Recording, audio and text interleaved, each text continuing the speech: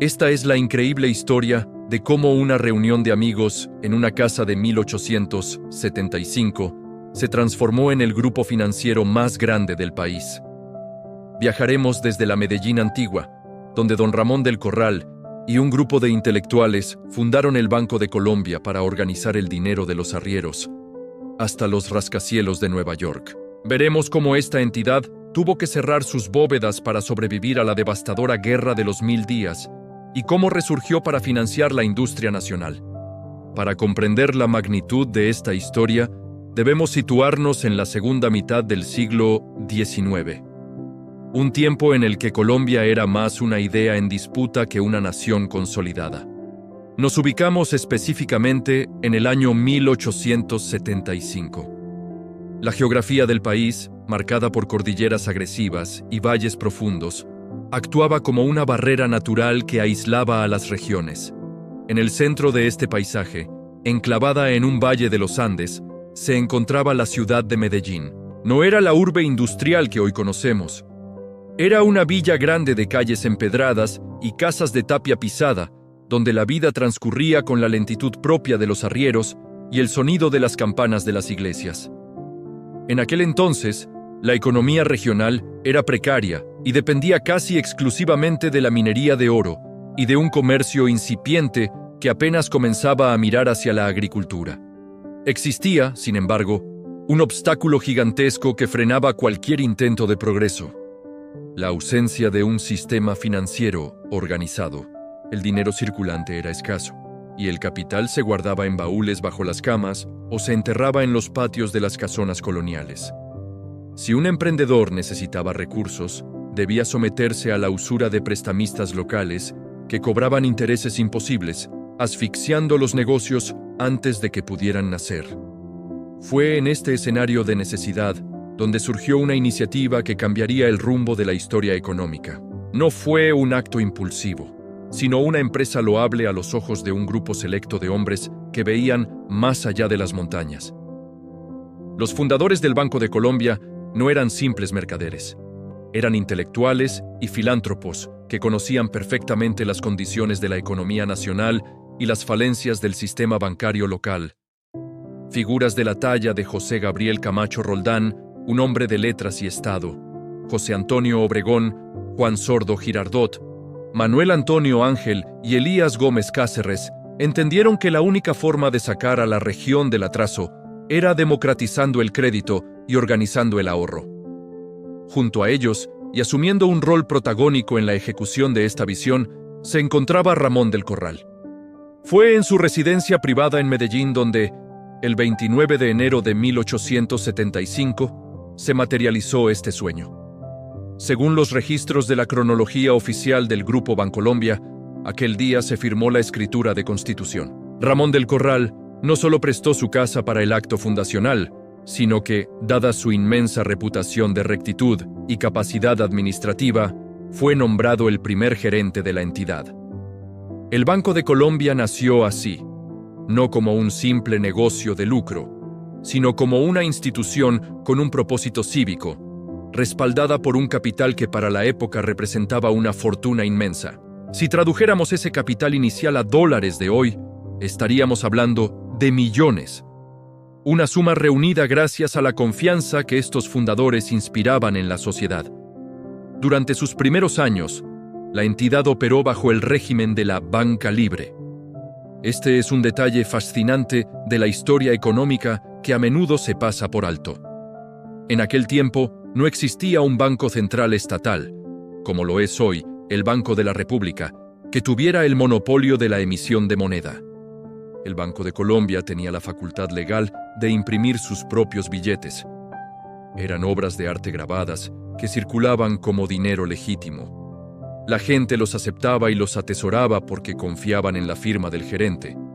Sabían que ese papel era una promesa inquebrantable de que el banco entregaría monedas de oro o plata a quien lo solicitara. El banco se convirtió rápidamente en el motor del desarrollo antioqueño. Financiaba las largas expediciones de los arrieros, la importación de herramientas y telas, y comenzaba a apoyar el cultivo del café, que se perfilaba como la gran esperanza exportadora. Sin embargo, La historia de Colombia es cíclica y violenta. A finales del siglo XIX, las pasiones políticas desbordaron la razón y el país se sumió en el caos. El momento más oscuro llegó con la Guerra de los 1000 días, un conflicto civil devastador que estalló en 1899 y se extendió hasta 1902. La guerra destrozó el tejido social y económico. Los caminos se volvieron intransitables. Los hombres fueron reclutados forzosamente para los ejércitos y los campos quedaron abandonados. El gobierno, en un intento desesperado por financiar sus tropas, emitió dinero sin respaldo, provocando una inflación que devoraba el poder adquisitivo de los ciudadanos día tras día.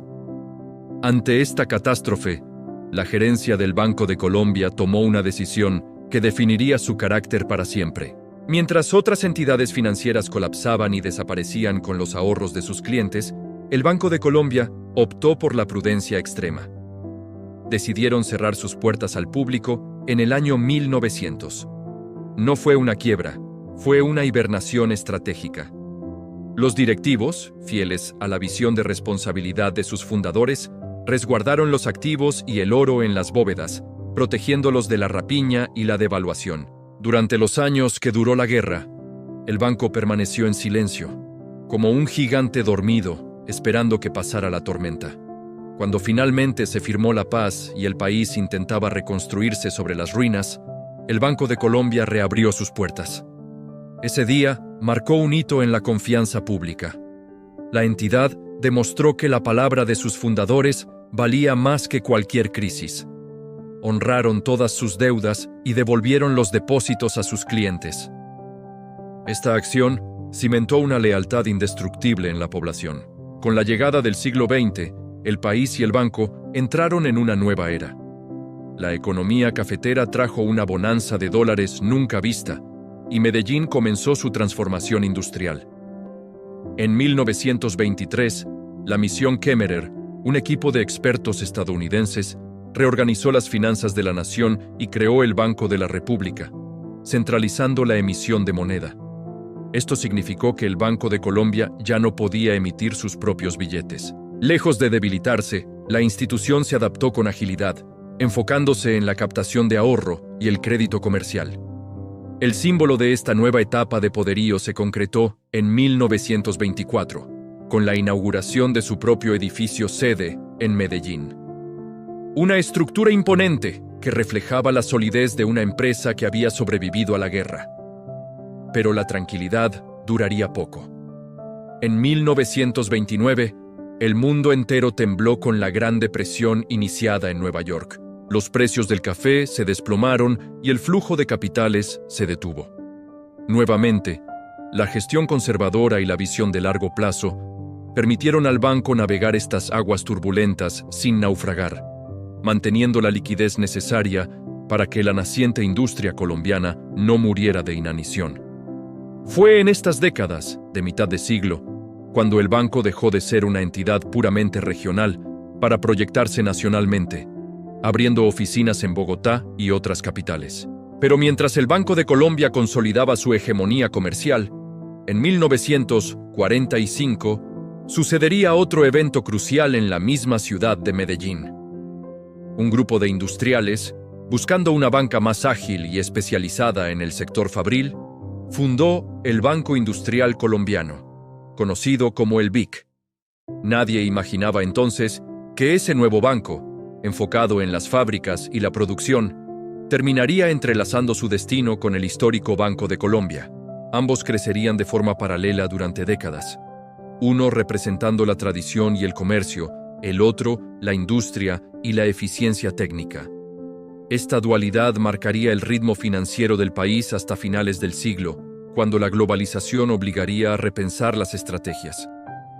Al adentrarnos en la segunda mitad del siglo XX, el panorama de Colombia y de sus instituciones financieras comenzó a transformarse a una velocidad vertiginosa. Habíamos dejado nuestra historia en el nacimiento del Banco Industrial Colombiano, el BIC, en 1945. Mientras el histórico Banco de Colombia seguía siendo el referente de tradición y solidez, este nuevo competidor empezaba a ganar terreno con una estrategia diferente, enfocada en la eficiencia y en el apoyo directo a las fábricas que estaban convirtiendo a Medellín en la capital industrial del país. Durante las décadas de los años 50 y 60, la banca dejó de ser un asunto exclusivo de hombres de negocios con levita y sombrero para convertirse en una necesidad cotidiana de la creciente clase media. Las ciudades se llenaban de barrios nuevos y las familias necesitaban crédito para comprar sus primeras casas y sus primeros automóviles. En este entorno, tanto el Banco de Colombia como el BIC se expandieron, abriendo sucursales que acercaban el dinero a la gente, rompiendo con la vieja costumbre de guardar los ahorros bajo el colchón. Sin embargo, el hito que partiría la historia bancaria nacional en dos ocurrió a finales de la década de los 60. Hasta ese momento, el comercio se movía estrictamente con efectivo o cheques.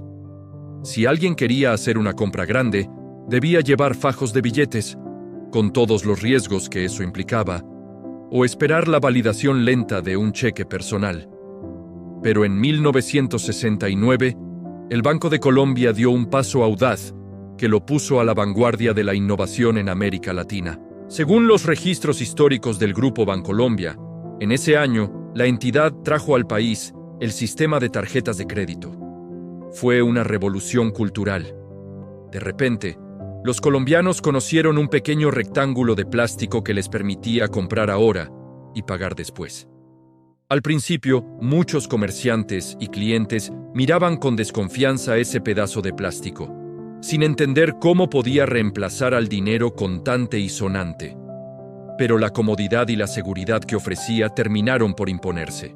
El Banco de Colombia se convirtió en el pionero absoluto de este sistema, emitiendo la primera tarjeta de crédito válida en el territorio nacional, lo que le dio una ventaja competitiva inmensa y modernizó para siempre la forma en que las personas se relacionaban con su dinero. Mientras el Banco de Colombia lideraba esta revolución del consumo masivo, el BIC se concentraba en perfeccionar su maquinaria interna. Bajo una administración rigurosa, el Banco Industrial Colombiano se ganó la fama de ser un reloj suizo en medio del trópico. Sus procesos eran ágiles y su rentabilidad crecía año tras año. Los industriales preferían al BIC porque hablaba su mismo idioma, el idioma de la productividad y los resultados. Esta disciplina administrativa sería clave para lo que vendría décadas más tarde. La llegada de los años 70 trajo consigo otra revolución, esta vez silenciosa e invisible para el público, pero ensordecedora dentro de las oficinas: la llegada de las computadoras. Atrás empezaban a quedar los libros de contabilidad gigantescos, escritos a mano con pluma y tinta, donde un error de cálculo podía significar horas de revisión. Las grandes máquinas de procesamiento de datos, que ocupaban habitaciones enteras y requerían aire acondicionado constante, empezaron a procesar las transacciones. El Banco de Colombia y el BIC invirtieron fuertemente en esta tecnología. Ya no era posible manejar el volumen de millones de clientes con métodos artesanales. La computación permitió que el dinero viajara más rápido que las personas. Se crearon las primeras redes de conexión entre sucursales, permitiendo que un cliente pudiera consignar dinero en una ciudad y que éste apareciera reflejado en la cuenta de otra ciudad casi de inmediato. Lo que hoy nos parece normal, en aquella época, era considerado casi magia tecnológica. Pero no todo era prosperidad y avance técnico. La década de los años 80 llegó cargada de sombras para la nación. El narcotráfico y la violencia terrorista pusieron en jaque al Estado y a la sociedad civil. La economía se vio golpeada por la incertidumbre. Los inversionistas extranjeros miraban a Colombia con temor y el capital se volvía nervioso. En este contexto hostil, el sistema bancario se convirtió en un pilar de resistencia. Los bancos tuvieron que blindarse, literal y figuradamente. Se implementaron controles estrictos para evitar la infiltración de dineros ilícitos y se reforzó la seguridad física de las sucursales. A pesar de las bombas y el miedo que reinaba en las calles, los bancos nunca dejaron de operar. El Banco de Colombia y el BIC mantuvieron el flujo de la economía legal, permitiendo que las empresas honestas siguieran pagando nóminas y produciendo bienes. Esta resiliencia demostró que las instituciones financieras eran más fuertes que la violencia coyuntural. Fue también en esta época cuando se consolidó la red de cajeros automáticos. Antes, para retirar dinero, era obligatorio hacer una fila en la caja y ser atendido por un humano en un horario restringido. Con la llegada de los cajeros, el banco empezó a estar disponible las 24 horas del día. Nuevamente, la tecnología cambiaba la vida de las personas, dándoles libertad y autonomía sobre sus recursos. Al llegar la década de los 90, el mundo había cambiado radicalmente. El muro de Berlín había caído y la globalización era la nueva doctrina económica. En Colombia, el gobierno del presidente César Gaviria impulsó la llamada apertura económica. Las fronteras comerciales se abrieron, los aranceles bajaron y la competencia internacional llegó para desafiar a la industria local. Para los bancos, el mensaje era claro: modernizarse o desaparecer. Ya no bastaba con ser un buen banco local, había que tener estándares internacionales. Fue aquí donde el Banco Industrial Colombiano, el BIC, dio el paso más audaz de su historia, un movimiento que lo pondría en las grandes ligas de las finanzas mundiales, bajo el liderazgo de una gerencia visionaria, encabezada en ese momento por Jorge Londoño Saldarriaga. El BIC decidió que el mercado colombiano se le había quedado pequeño para sus ambiciones de capitalización. Querían jugar en la cancha más importante del mundo, la Bolsa de Valores de Nueva York. Era una apuesta arriesgada. Ninguna empresa colombiana había logrado listar sus acciones en Wall Street. El proceso exigía una transparencia absoluta, una contabilidad impecable y someterse al escrutinio de los auditores más exigentes del planeta. El BIC se preparó durante meses, organizando cada cifra y cada proceso para cumplir con los estándares norteamericanos. Finalmente, en el año 1995, ocurrió el hito histórico. Tal como se puede verificar en la cronología corporativa y en los archivos de prensa económica de la época, el Banco Industrial Colombiano se convirtió en la primera empresa de Colombia en listar sus acciones en la Bolsa de Nueva York. El día del lanzamiento, la bandera colombiana ondeó en la fachada del edificio de Wall Street. Fue un momento de orgullo nacional, pero, sobre todo, fue una inyección de capital masiva para el BIC. Los inversionistas internacionales, viendo la solidez y la eficiencia de este banco antioqueño, compraron sus acciones, inyectando millones de dólares frescos a la entidad. Mientras el BIC celebraba su éxito en Nueva York y nadaba en liquidez, su antiguo competidor, el Banco de Colombia, vivía una realidad diferente. A pesar de ser el banco más grande por número de clientes y tener la marca más reconocida del país, el Banco de Colombia enfrentaba problemas administrativos serios. Su estructura era pesada y costosa, y necesitaba urgentemente una inyección de capital para actualizarse tecnológicamente y sanear sus finanzas. El escenario estaba planteado para una de las jugadas maestras más impresionantes de la historia de los negocios en el continente. Por un lado, teníamos al BIC, ágil, eficiente, con una gerencia moderna y con los bolsillos llenos de dólares provenientes de Wall Street. Por el otro lado, estaba el Banco de Colombia, un gigante histórico, dueño de una tradición centenaria y de la base de clientes más grande del país, pero que avanzaba con pasos lentos y pesados. Era el año 1997. Los rumores en los pasillos financieros de Bogotá y Medellín empezaron a circular. Se hablaba de una posible compra, de una fusión, de un movimiento que cambiaría el mapa bancario para siempre. No se trataba solo de dinero, se trataba de dos culturas corporativas distintas, dos formas de ver el mundo que estaban a punto de colisionar. La pregunta que todos se hacían era: ¿cómo podría un banco más pequeño como el BIC absorber a un gigante como el Banco de Colombia? La respuesta estaba en la estrategia financiera y en la visión de largo plazo de los directivos del BIC, quienes entendieron que para sobrevivir en el mundo globalizado no podían seguir siendo un banco mediano. Necesitaban el tamaño y la historia del Banco de Colombia. O que vendría a continuación no sería una simple transacción comercial. Sería una operación de ingeniería financiera compleja, llena de tensiones, negociaciones al límite y apuestas millonarias. Una operación que daría nacimiento al banco más grande que el país había visto jamás, pero que también traería consigo desafíos de integración cultural y tecnológica titánicos. Hemos visto cómo la tarjeta de crédito cambió el consumo, cómo las computadoras reemplazaron a los libros de contabilidad y cómo el BIC conquistó Nueva York mientras el Banco de Colombia luchaba con su propio peso.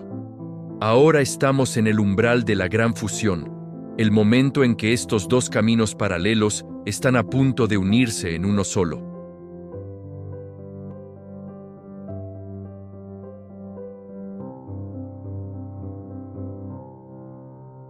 Se respiraba una mezcla de optimismo por la apertura de los mercados y de nerviosismo por la velocidad a la que cambiaban las reglas del juego. En las oficinas del Banco Industrial Colombiano, el BIC, en Medellín, las luces permanecían encendidas hasta altas horas de la noche. Un grupo reducido de ejecutivos, liderados por el presidente de la entidad, Jorge Londoño Saldarriaga, analizaba una y otra vez las cifras de una operación que parecía imposible sobre el papel. El objetivo era claro, pero monumental: comprar el Banco de Colombia. Para ponerlo en perspectiva, el BIC era una entidad eficiente, rentable y moderna, pero en términos de tamaño y cobertura, era significativamente más pequeño que su objetivo. El Banco de Colombia era el gigante histórico, con una red de oficinas que llegaba hasta el último rincón del país y una base de clientes masiva. Era, en términos bíblicos, una batalla donde David no quería vencer a Goliat, sino comprarlo. La oportunidad surgió porque los propietarios mayoritarios del Banco de Colombia en ese momento, una familia de banqueros e inversionistas que había adquirido el control años atrás, decidieron poner en venta su participación accionaria. El mercado esperaba que algún banco extranjero, quizás un gigante español o estadounidense, se quedara con el trofeo. Nadie esperaba que el comprador fuera su vecino de patio. La operación se gestó con una precisión quirúrgica. El BIC, respaldado por su reciente éxito en la Bolsa de Nueva York y la confianza de los inversionistas internacionales, lanzó una oferta de compra por el 51% de las acciones del Banco de Colombia. El precio pactado fue astronómico para la época: $418 millones. Fue la transacción financiera más grande en la historia del país hasta ese momento. Cuando la noticia se hizo pública, sacudió los cimientos del sector empresarial. Los titulares de prensa no daban crédito. Un banco regional, enfocado en la industria, estaba absorbiendo al banco más antiguo y tradicional de la nación.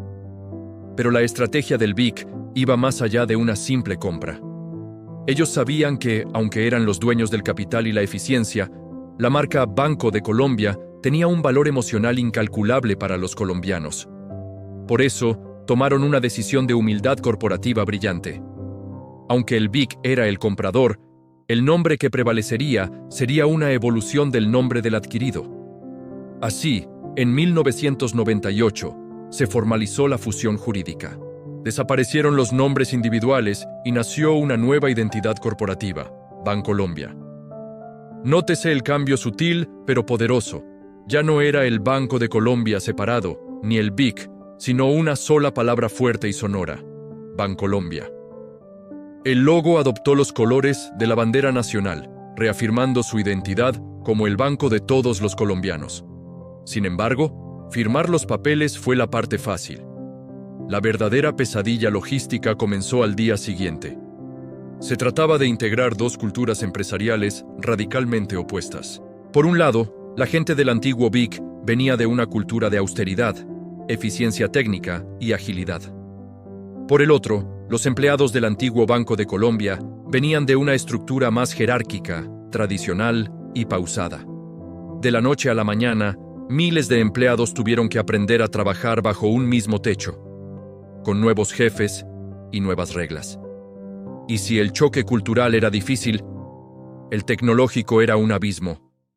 Fusionar las bases de datos de millones de clientes, unificar los sistemas de las tarjetas de crédito y lograr que los cajeros automáticos de ambas redes hablaran el mismo idioma fue una labor titánica que consumió meses de trabajo ininterrumpido. cualquier error podía significar que un cliente perdiera el acceso a su dinero, algo que el nuevo banco no podía permitirse. Pero el destino les tenía reservada una prueba mucho más dura que la integración tecnológica. Apenas unos meses después de que se cerrara el negocio y se destaparan las botellas de champaña para celebrar el nacimiento del nuevo gigante, la economía mundial colapsó. Fue la llamada crisis de los mercados emergentes. Comenzó en Asia, golpeó a Rusia y finalmente impactó con una fuerza devastadora en América Latina. En Colombia, esta crisis global se combinó con problemas internos graves, desatando la peor recesión económica que el país había vivido en 70 años. El año 1998 y especialmente 1999 fueron años de oscuridad financiera. El sistema de financiación de vivienda, conocido como UPAC, colapsó. Las tasas de interés se dispararon a niveles impagables. Miles de familias vieron cómo sus cuotas hipotecarias se duplicaban o triplicaban en cuestión de meses. La gente, desesperada, entregaba las llaves de sus casas a los bancos porque no podían pagar. El desempleo alcanzó cifras históricas del 20%. Para el recién nacido Bancolombia, esto fue una tormenta perfecta. Acababan de gastar $418 millones en la compra, endeudándose fuertemente para lograrlo. Y de repente, el mercado se secó. Los clientes no podían pagar sus créditos. La cartera vencida, es decir, el dinero que el banco prestó y no le devolvían, creció exponencialmente. El precio de la acción, que había brillado en Nueva York, se desplomó. Los inversionistas internacionales, asustados por la situación de Colombia, huyeron vendiendo sus posiciones a cualquier precio. Hubo momentos de tensión extrema en las salas de juntas. Los rumores en la calle eran venenosos. Se decía que ningún banco, por grande que fuera, podría aguantar semejante presión. El gobierno nacional tuvo que declarar la emergencia económica. Muchos bancos competidores quebraron o tuvieron que ser intervenidos y liquidados por el Estado. El sistema financiero se tambaleaba. La gerencia de Bancolombia se vio obligada a tomar medidas de guerra. No había espacio para el error. Tuvieron que reestructurar la deuda que habían adquirido para la compra del banco. Fue necesario realizar castigos de cartera masivos, asumiendo pérdidas millonarias para limpiar los balances. Se implementaron planes de austeridad severos. Cada peso gastado debía tener una justificación vital. Pero en medio de la crisis, surgió nuevamente ese carácter resiliente que venía en el ADN de sus fundadores originales. A diferencia de otras entidades que cerraron el grifo del crédito por completo, ahogando a las empresas, Bancolombia trató de buscar salidas negociadas con sus clientes corporativos. Entendieron que, si dejaban caer a las empresas colombianas, el banco caería con ellas. Fue una época de renegociaciones constantes, de ampliar plazos y de buscar formas de sobrevivir juntos. Fue fundamental también el respaldo de sus accionistas principales y la transparencia con la que se manejó la situación ante la Bolsa de Nueva York. Aunque la acción estaba por el suelo, el banco nunca dejó de reportar su situación real, generando confianza en que, aunque el barco estaba en medio del huracán, el capitán tenía el control del timón. El final del milenio, el año 1999, marcó el punto más bajo de la crisis. Pero al sobrevivir a ese año sin ser intervenido por el gobierno, Bancolombia envió un mensaje poderoso al mercado. Eran indestructibles. Habían realizado la fusión más compleja de la historia en el peor momento económico posible. Y seguían de pie. Con la llegada del año 2000, la economía empezó a dar tímidas señales de recuperación. El sacrificio había sido enorme, pero la estructura del banco estaba lista. Ya no eran dos bancos pegados a la fuerza. Las dificultades de la crisis habían forjado una sola identidad. Los sistemas ya estaban integrados y la red de oficinas funcionaba como un reloj. Bancolombia entró al nuevo milenio no solo como el banco más grande de Colombia por activos, sino como el sobreviviente de una selección natural brutal. Habían quedado solos en la cima, con una participación de mercado que ningún otro competidor podía igualar. Pero el mundo de los negocios no da tregua. Con la casa ordenada y la crisis superada, llegaría una nueva etapa de expansión. Ya no bastaba con ser líderes en Colombia. Los directivos empezaron a mirar el mapa del continente. Centroamérica aparecía en el horizonte como la próxima frontera. Además, la tecnología seguía avanzando. El Internet dejaba de ser una curiosidad para convertirse en una herramienta transaccional. El banco tendría que reinventarse una vez más para dejar de ser un lugar físico al que se va y convertirse en un servicio que se lleva en el bolsillo. El nuevo milenio trajo consigo un aire de renovación. Después de haber superado la tormenta de finales de los 90, Bancolombia se encontraba en una posición de privilegio, pero sus directivos sabían que en el mundo de los negocios, el que se queda quieto retrocede. La economía colombiana empezaba a mostrar signos de una recuperación robusta, impulsada por una mejora en la seguridad democrática y un renovado interés de los inversionistas extranjeros en el país. Corría el año 2005. Hasta ese momento, los colombianos tenían en su mente 3 marcas muy distintas que atendían necesidades diferentes. Si alguien quería una cuenta de ahorros o un crédito comercial, iba a Bancolombia. Si una familia quería un préstamo para comprar casa, acudía a Conavi, una corporación de ahorro y vivienda muy querida, famosa por su mascota, una abejita que simbolizaba el trabajo y el ahorro. Y si una gran empresa necesitaba inversiones complejas o estructuración de proyectos, buscaba a Corfinsura, una corporación financiera de alto nivel. Aunque estas 3 entidades eran primas hermanas y compartían accionistas, operaban por separado, con oficinas distintas, gerentes distintos y papelería distinta. Los directivos, liderados por Jorge Londoño, entendieron que esta separación ya no tenía sentido. Los clientes querían soluciones integrales. No querían ir a 3 lugares diferentes para manejar su dinero. Fue así como se gestó la segunda gran movida maestra de esta historia, la fusión tripartita. En una operación administrativa colosal, aprobada por las asambleas de accionistas y los reguladores, Bancolombia, Conavi y Corfinsura se fusionaron para convertirse en una sola entidad. Desaparecieron la abejita de Conavi y la marca Corfinsura, y todo se unificó bajo el nombre de Bancolombia. Pero no fue solo un cambio de letreros. Esta fusión dio nacimiento al Grupo Bancolombia. Ya no era solo un banco, era un conglomerado financiero universal capaz de atender desde la primera cuenta de ahorros de un niño hasta la financiación de una autopista de 4ª generación. Para marcar este renacimiento, en el año 2006, la entidad renovó su imagen.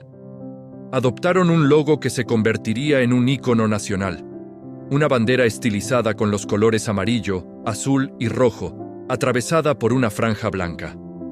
El mensaje era claro y contundente. Somos el Banco de Colombia. Llevamos al país en el nombre y en los colores. Con la casa en orden y consolidada en el territorio nacional, la mirada de los estrategas se dirigió hacia el exterior. Colombia, aunque era un mercado importante, tenía un límite de crecimiento. Si el grupo quería competir con los gigantes globales que estaban llegando a la región, tenía que salir de las fronteras. La estrategia se centró en Centroamérica, una región con economías dolarizadas o estables y con una cercanía cultural importante. El primer gran paso de esta expansión internacional ocurrió en el año 2007. El objetivo fue El Salvador. Allí operaba el Banco Agrícola, la entidad financiera más grande de ese país, un líder indiscutible en su mercado local. Bancolombia decidió comprarlo. La operación se cerró por una cifra cercana a los $900 millones. Fue un hito histórico, pues era la primera vez que un banco colombiano adquiría el control total de una entidad líder en otro país. Con esta compra, el Grupo Bancolombia empezó a ser visto ya no como un actor local, sino como una multilatina, una empresa multinacional de origen latinoamericano. Pero el apetito de crecimiento no se detuvo ahí.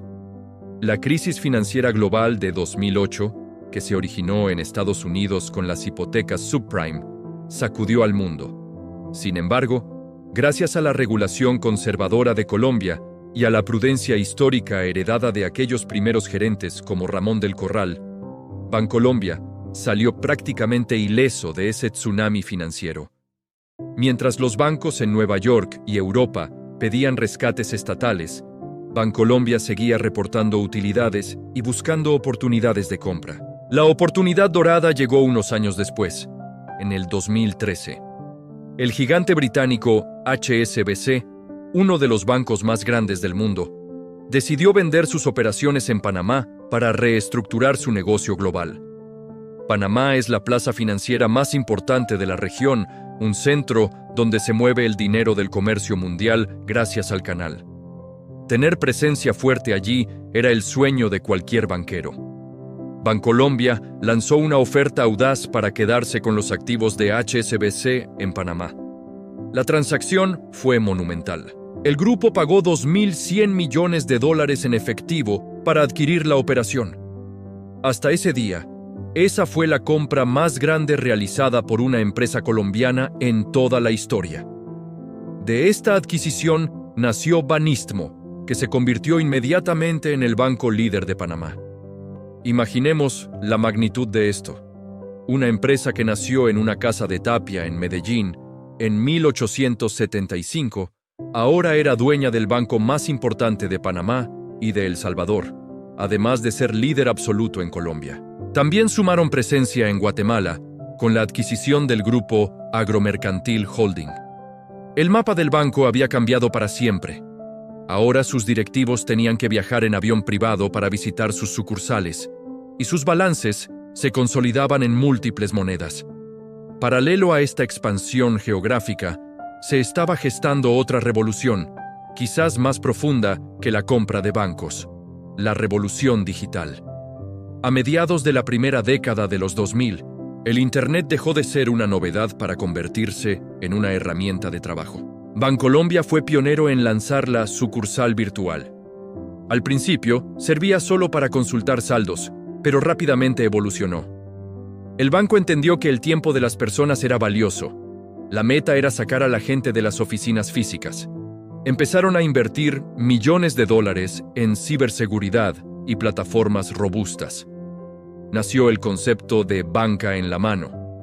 Aparecieron los primeros tokens o claves dinámicas, pequeños dispositivos que los clientes llevaban en sus llaveros para autorizar transacciones seguras desde sus computadoras. También se transformó la forma de atender a los clientes más humildes. El banco se dio cuenta de que no podía abrir una sucursal de mármol y aire acondicionado en cada pueblo pequeño o barrio popular, porque era demasiado costoso. Así nació la idea de los corresponsales bancarios.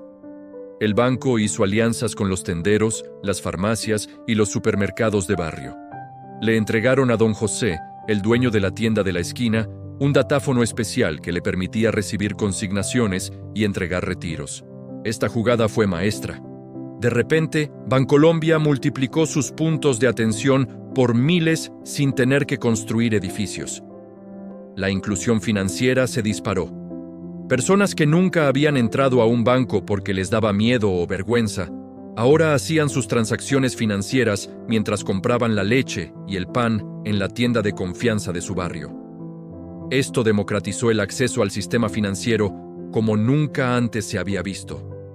Hacia el año 2015, el Grupo Bancolombia era una bestia financiera completamente distinta a la que había iniciado el siglo.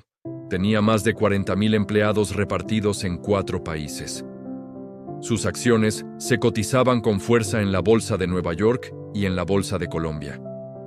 Habían logrado lo que parecía imposible: unir la banca corporativa, la banca hipotecaria y la banca de inversión bajo un solo techo, expandirse internacionalmente y llevar el banco a las tiendas de barrio. Sin embargo, en el horizonte se vislumbraba un nuevo desafío. Una generación de jóvenes que no quería saber nada de oficinas, ni de papeles, ni de filas. Jóvenes que vivían a través de sus teléfonos inteligentes y para quienes la banca tradicional parecía algo obsoleto y aburrido. En los laboratorios de innovación del banco, un grupo de creativos empezaba a cocinar una idea disruptiva. Se preguntaban: ¿Es posible crear un banco que no parezca un banco? ¿Una aplicación donde se pueda enviar dinero como si fuera un mensaje de texto? Esa idea, que en ese momento era apenas un boceto en una pizarra, se convertiría en el próximo gran capítulo de la historia. Un capítulo donde la tecnología rompería todas las barreras conocidas y donde Bancolombia decidiría competir contra sí mismo para no ser desplazado por las nuevas empresas tecnológicas. Nos encontramos en el año 2016. El mundo financiero estaba cambiando más rápido de lo que cualquier banquero tradicional podía asimilar. En Silicon Valley y en los centros tecnológicos de Europa surgían unas empresas nuevas llamadas fintech. Eran compañías pequeñas, ágiles y puramente tecnológicas que amenazaban con quitarle el negocio a los bancos de siempre. Ofrecían préstamos en segundos y cuentas sin cuota de manejo, todo desde el celular. Para un gigante como el Grupo Bancolombia, con sus edificios de ladrillo y sus miles de empleados, esto representaba una amenaza existencial. La respuesta de la entidad no fue defenderse levantando muros, sino atacar innovando desde adentro. La directiva tomó una decisión arriesgada: crear una startup interna. Un equipo de jóvenes talentosos fue separado de la estructura tradicional del banco. Los enviaron a una oficina aparte, donde no tenían que usar corbata y donde las reglas corporativas rígidas no aplicaban. Su misión era clara, pero difícil: inventar un banco que no pareciera un banco, diseñado para la gente que odiaba los trámites. De este laboratorio de innovación nació Nequi. Según se registra en la cronología de innovación del grupo, Nequi fue la primera plataforma financiera 100% digital del país. No era simplemente una aplicación más del banco, era una entidad con vida propia. Permitía abrir una cuenta con solo el número de celular, sin firmar papeles y sin ir a ninguna oficina. Al principio, muchos dentro de la misma organización temían que este nuevo invento canibalizara a los clientes del propio banco, es decir, que los clientes dejaran Bancolombia para irse a Nequi. Sin embargo, la visión de los líderes fue más amplia. Entendieron que era mejor competir contra ellos mismos que dejar que un competidor extranjero se llevara el mercado. El éxito fue explosivo. Nequi comenzó a crecer de manera viral entre los jóvenes, los trabajadores informales y los emprendedores digitales. Se convirtió en un verbo. La gente ya no decía «hazme una transferencia», sino «hazme un Nequi». Esta jugada maestra aseguró que el grupo mantuviera su liderazgo en la era digital, captando a millones de usuarios que antes operaban solo con efectivo. Mientras la revolución digital avanzaba, el banco también empezó a preocuparse por algo más trascendental que el dinero: el planeta y la sociedad. En los foros económicos mundiales se empezaba a hablar de que las empresas no solo debían generar utilidades para sus dueños, sino bienestar para todos. Bancolombia abrazó esta filosofía con convicción. La entidad comenzó a financiar proyectos de energía renovable, construcción sostenible y agricultura limpia. Dejaron de prestar dinero a sectores que dañaban el medio ambiente y crearon líneas de crédito especiales con tasas más bajas para las empresas que demostraran ser responsables ecológicamente. Este compromiso no fue solo un discurso publicitario. El mundo lo reconoció. Tal como se puede verificar en los reportes de sostenibilidad corporativa, Bancolombia fue reconocido en múltiples ocasiones por el índice de sostenibilidad del Dow Jones como el banco más sostenible del mundo. Imagine eso: un banco nacido en las montañas de Antioquia, siendo reconocido en Wall Street no por ser el más rico, sino por ser el más ético y responsable con el futuro del planeta. Pero la prueba de fuego definitiva para esta nueva visión llegaría en el año 2020. La pandemia del COVID-19 paralizó al mundo. Las calles quedaron vacías, los comercios cerraron y la incertidumbre se apoderó de todos. Fue el momento de la verdad.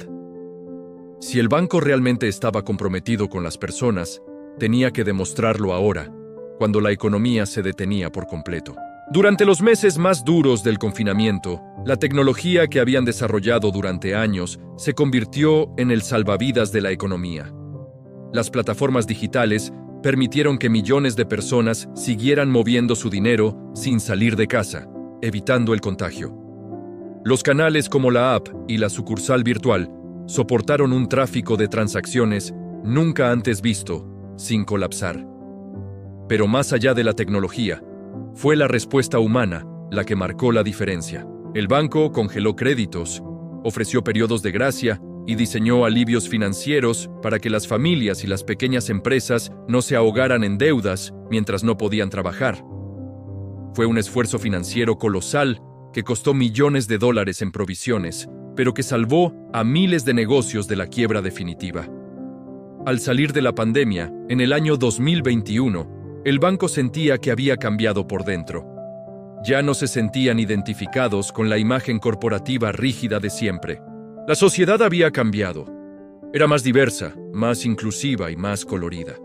La vieja bandera tricolor en el logo, aunque patriótica, se sentía limitada para una organización que ahora estaba en 4 países y que atendía a todo tipo de personas. Fue así como en abril de 2021, el Grupo Bancolombia sorprendió al mercado con un cambio de imagen radical.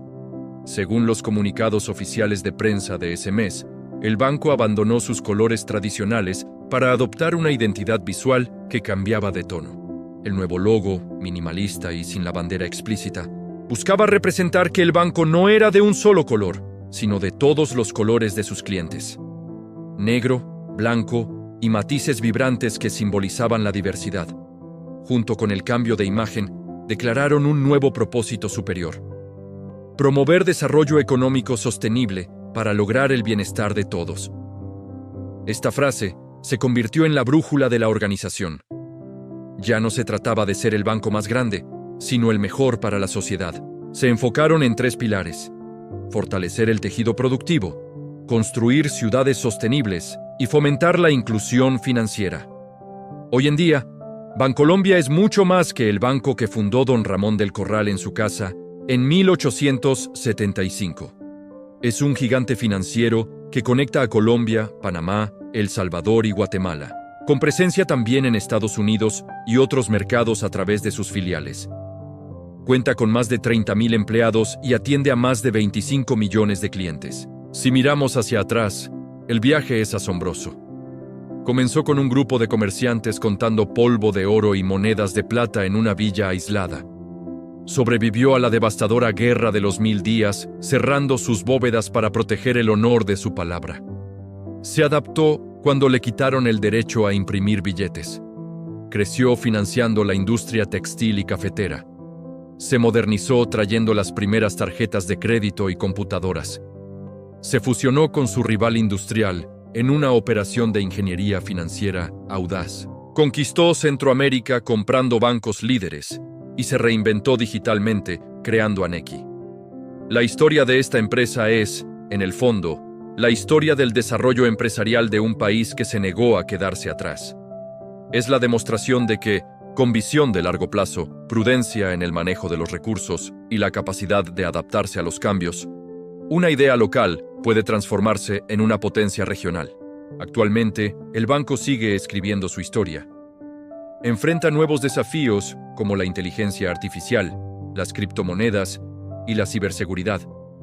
Pero su esencia sigue siendo la misma que inspiró a esos intelectuales y filántropos del siglo XIX. La certeza de que la confianza es el activo más valioso de todos y que el verdadero negocio no es acumular dinero, sino hacer posible que los sueños de las personas y las empresas se hagan realidad. Así concluye este recorrido histórico de 150 años. Desde la firma de una escritura en una casa de tapia hasta las transacciones invisibles en la nube que ocurren en este preciso segundo.